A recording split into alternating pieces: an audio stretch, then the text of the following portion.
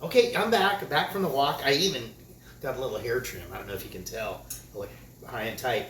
So I'm toasting up the chickpea flour. I think it got a little too hot. It kind of smells like if you're toasting pine nuts. Kind of has that same kind of a smell. And I've took the cabbage, squeezed out the water. I don't know. There's maybe two cups. 2 cups in there. I think that's good. And there we go. I'm going to add this to my cabbage. And then here's our ingredients, our spices.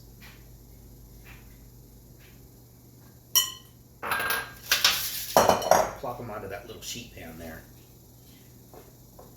I forgot to bring home some extra gloves.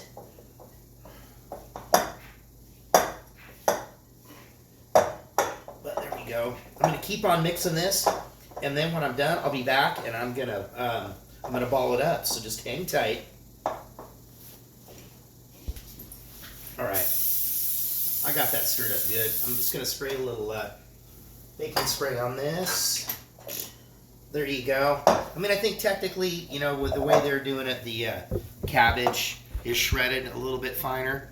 And I don't know, they say a small cabbage. I don't know what a small cabbage is. I took half a small cabbage and kind of half the recipe. I don't know. It's one of those deals. It's all relative. There you go. Remember, get yourself some of these scoops. They are fabulous for just about everything. And there we go. I'm going to scoop these up, and then I am going to prepare the gravy. And I'm not really totally sure of the the cooking terminology, but I think they were calling this the masala, where I've taken, I kind of cheated. I put all my seasoning in here already, but I have a half an onion chopped in here, and about a tablespoon of chopped ginger. And I got 3 or 4 cloves of garlic that are chopped in there. A little bit of water, and then my dry seasonings, my coriander again, my garam masala again, my chili powder again, ground cumin, and some turmeric. So I'm going to whir this up in the little nitro bullet. And then I'm going to cook it in the pan. You got to cook it in the pan enough to get rid of that raw tomato onion taste. They say you're supposed to do it when you're going to put some oil in here and the oil separates. I don't know. I have found that I still taste raw onion, and I don't want to taste raw onion. So I'm going to finish balling these up, put them in the fridge. We'll be back. We'll make that sauce, and then I'm going to do something with these black-eyed peas. Another recipe in there. And I'm going to do the salad we did a week or so ago, which is tomato, cucumber, and Greek yogurt. And then I'm going to top it with black mustard seed and a dried chili. But just don't let me get ahead of myself. I'll be back. Just hang tight. All right, so I whirred all the stuff up in the NutriBullet, matching bullet. I don't know.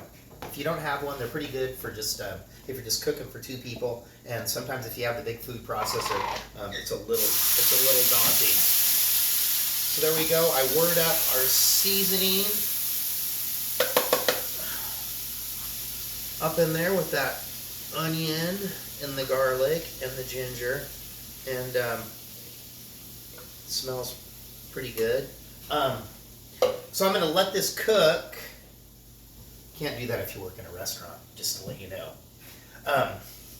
You used to be able to. I'm going to let this cook to get that raw onion taste out of there, and then I am going to put in. It calls for tomato sauce. Don't have any tomato sauce.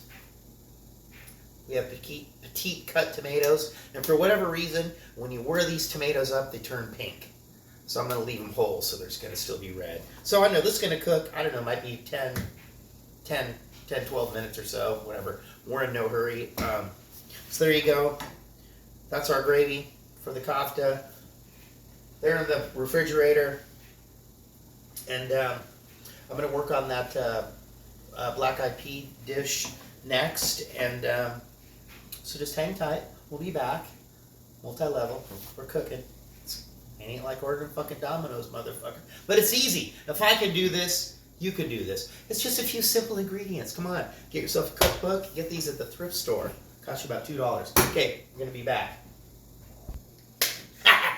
Okay, here we are. We're back. I mean, so much has happened. Okay, so I've got the gravy, and I added about 2/3 of this can of tomatoes. So the black-eyed pea recipe that I'm going to do calls for ghee, which is basically clarified butter. And if you happen to work at a steak or seafood house in the late 1970s or early 1980s, you know how to make clarified butter. So I've got the ghee in here, and then I'm going to I've got about a half a teaspoon of cumin seeds, and I'm gonna let those pop. I'll put the lid on, let those pop, and then we are. Anyway, over here I've got a little bit of onion and some serrano chili. I got all my stuff going on over here, right? Yeah, a little bit of onion and some serrano chili, and then this. My next thing I'm gonna make is the salad.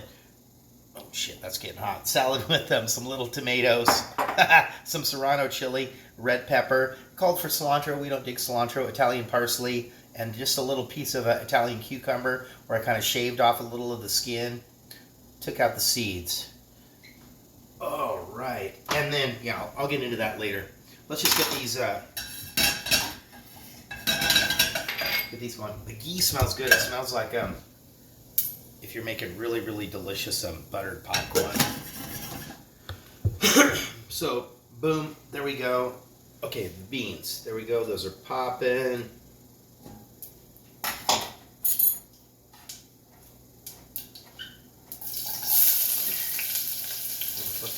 I mean, our child was just here. I don't want to curse.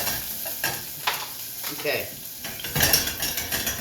There we go. And the traditional recipe calls for dried black-eyed peas. I'm just using them out of the can. And this is really, talk about a cheap, inexpensive. I don't like to use the word cheap. I like to use the word inexpensive because that's better. It's a tasty, tasty, tasty little side dish that, I don't know, in the end doesn't really cost much. Although it is weird that black-eyed peas are one thing I found that's been more difficult to find in the grocery stores. Why that is, I do not know. Okay, so there's that. There's our seasoning, which is about a strong half a teaspoon of the chili powder, strong half a teaspoon of our turmeric, strong half a teaspoon of salt. I'm going to put that in there. And then there's, like I said, just about a third of a can of tomatoes. It really calls for whole tomatoes, but we've had some, but can is fine.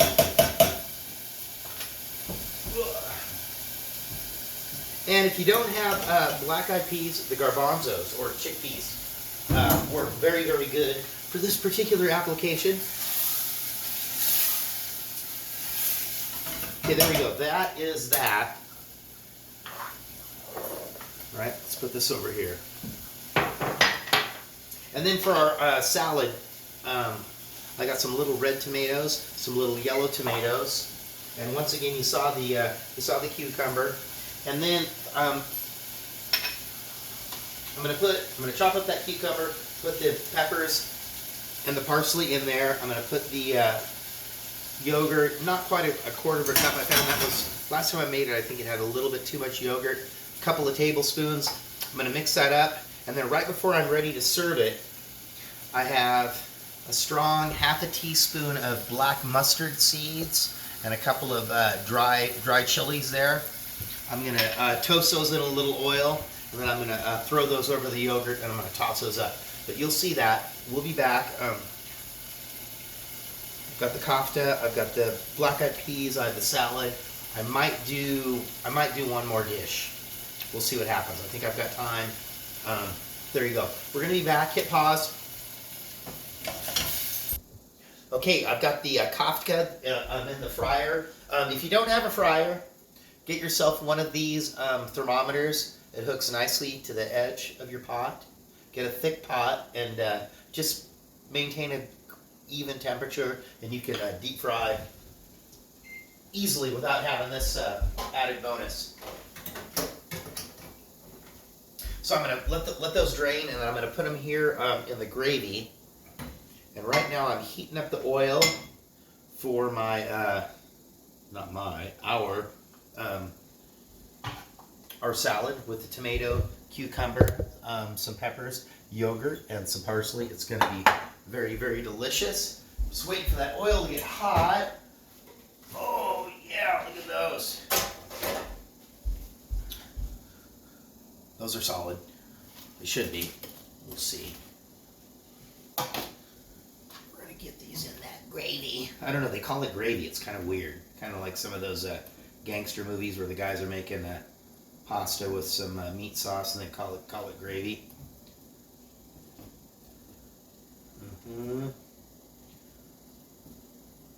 Alright, there we go. I think this should be good. There we go. There we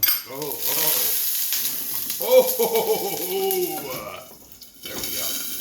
That was the water in the pan. But we have the other lid for that pan we use for the top of the compost. So, alright, there we go. Let's go ahead and do up the salad last. Let's put these in the microwave.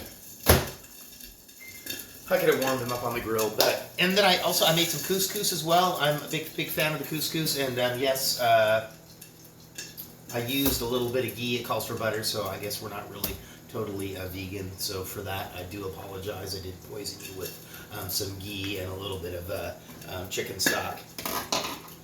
So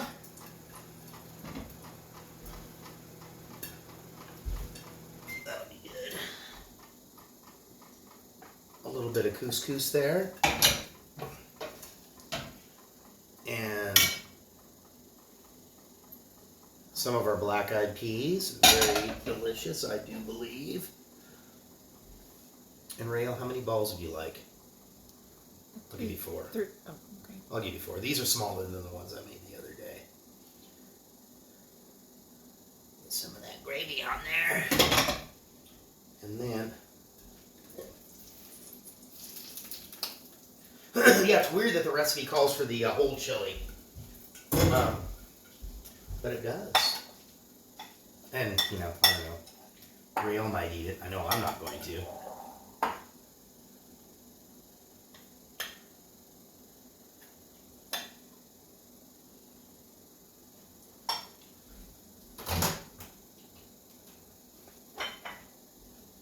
There's our store-bought pita bread, and there we go. That is our new. I know there wasn't room for one more thing there. I should have made one more thing other than the couscous. Sorry, I choked.